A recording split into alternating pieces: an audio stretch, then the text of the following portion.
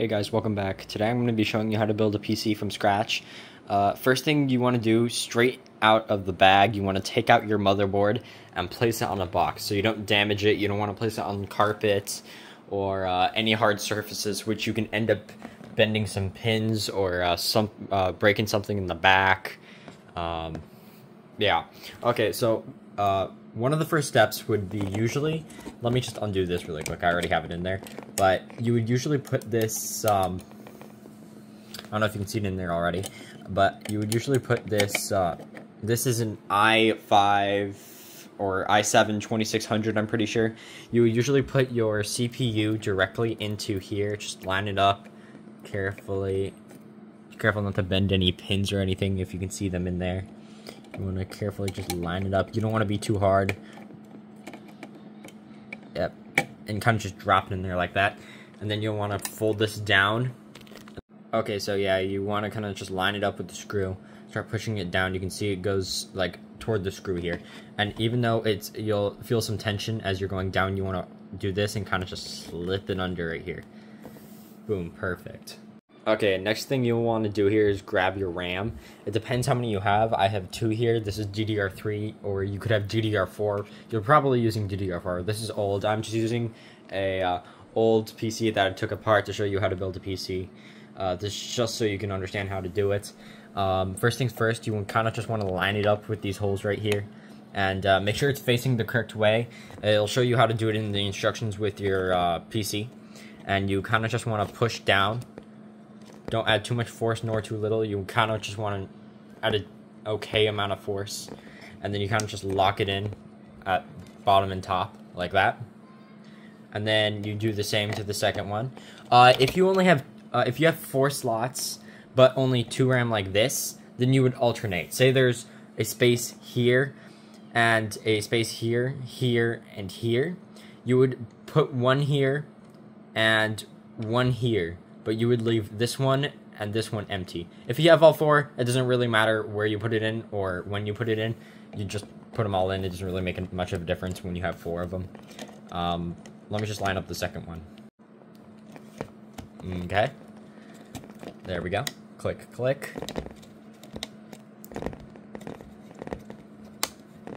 There. Now our RAM is in. Okay, the next thing you would want to do is put CPU thermal paste straight on top of it, not too much, not too little. I kind of already have some on there, so pretend I don't.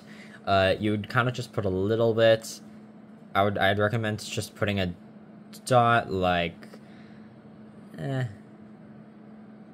maybe that much onto your CPU, and then you'd kind of just go ahead and grab your CPU cooler. This is what I'm using. It's not going to stay on very well, so, yeah. I mean, depending on what you have, you sometimes also have to, see these holes right here? You would also put something in the back. You'd read in your manual, depending on what PC you're using, yet again. Anyway, so you kind of just line your cooler up with these holes.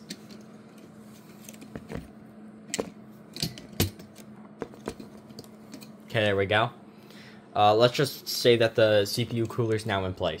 For your PC fans, it's quite simple.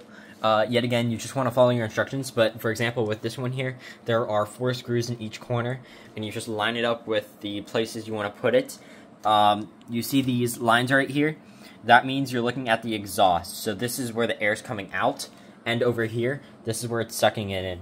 If you don't see these, like, back lines right here, the back area, where usually there's, like, text here or something, this is where it usually comes out.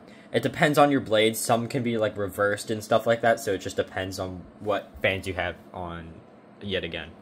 The next step to building your PC would be to grab your motherboard, and you kind of just want to gently put it into your PC case. And you see those like tiny little things sticking out there? You'll be screwing in your PC motherboard in there just a little bit later. You kind of just want to line it up with your... Oh, by the way, you also want to add your AIO cover in first. Usually with most motherboards you have to do that, so you put in your AIO cover. It comes in the box with your motherboard, and you kind of just line it up to it. And also the screws. See how I'm lining it up with the screws down there? I don't know if I can give you a better look. See, you see how the yellow part? Yep, you just want to kind of line it up.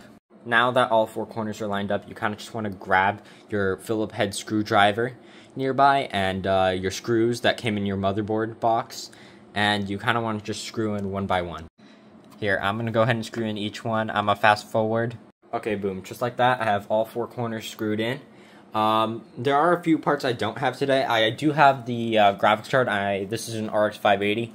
I would think you would have something more powerful, but if you do have something like this, perfect. I have mostly all the parts, but I don't have the power supply. Another major part I don't have is an NVMe, but I do have an HDD. I can probably go get that and show you what that looks like. Okay guys, this is your HDD. This is your storage. This one's 1 terabyte model or 1,000 gigabytes. This one currently doesn't work, but usually you would plug in your power supply into this. You would plug in the flat side, like the SATA, into the long one, and you would plug in the power into the other one. With NVMe's, it's usually like a flat, long line. It's like a storage. You can just line it up with here. It's really easy. You just plug it in, and then you would kind of just line it up here and screw in the screw to keep it in place. Okay, the next step is the most complicated. You want to go ahead and plug in all of your cables. This can be a little bit daunting. It's not all that hard. You just have to get used to it. There are some like cables that can be really hard. Okay, we're going to start with the easiest cable. Most of them will have it. It is the USB 3.0. You will find a slot like this on your motherboard. It might be in a different spot, or it might be in the same spot. Just depends on what motherboard manufacturer you're using and what motherboard model you have. Okay, so you kind of just want to line it up and plug it in. Just like so. Depending if you have RGB or not, which you probably don't, this is a stock cooler. But with this one, you would just plug it into this fan header right over here. I don't know if you can see this or not. Let me get a better view. Yep, right here. You would just line it up with these 4 pins and plug it in. Here comes the most difficult cables. They are the power switch and your PC case cables. It depends on what PC case you have. It comes with your PC case, the instructions on how to plug it into your motherboard. Here, I'm going to go ahead and plug in how to do this one. I'm pretty sure the HDD goes here, and power switch goes down here. Okay, I finally managed to plug it in. I was a little bit wrong. This is how mine looks over here. It's a bit hard to see, I know. But yeah, it just really depends on your motherboard and the instructions. It's like giant and expensive Legos that you're messing with. Normally, you would, for this case, you would put the power supply down here and you would just screw it in. And you would plug the 24-pin power connector into here. And you would plug in a 4-pin power connector, or, you know, like the 4 hole thing over here, and you want to plug that cable in. The next cable you want to plug in is the HD audio. This one's pretty simple. You just have to find it on your board. For example, this one says audio down here, audio 1, and you kind of just plug it in. Just look for the holes and make sure it's lined up, and push it down. There we go, that one's plugged in. I don't have the proper case fan to plug it in anywhere. I need a power hub or fan hub or whatever it's called, and this you would plug it into a 4-pin. It sort of looks like this one, but this one's a 3-pin, so it won't work. Don't plug this into a 3-pin, plug this into a 4-pin. This is the case fan right here for this. Now that you have everything plugged up, you'll want to grab your graphics card, and it is the best time of all. You kind of just want to take out these over here, PCIe slots, and it's really easy. Some of them just have screws, or you can just twist them open.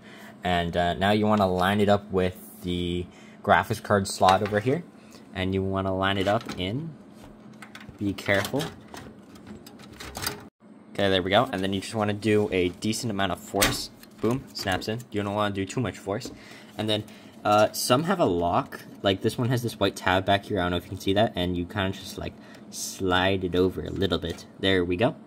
One other thing I forgot to mention is, I totally forgot about this. Sorry, guys. But you see this right here? This is an 8-pin power connector. Some modern power supplies have a 16 power connector. You also plug your power supply into this. Now our graphics card is mounted and in. The next step would be to add this thing back on over here and just screw everything back together. If you have more fans, that's pretty much it.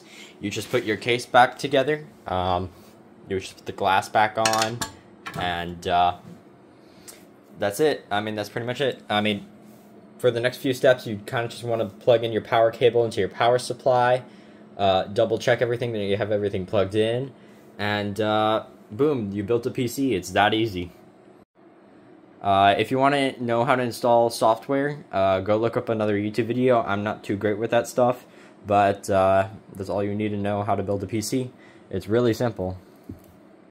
And boom, just like that, you have your finished PC.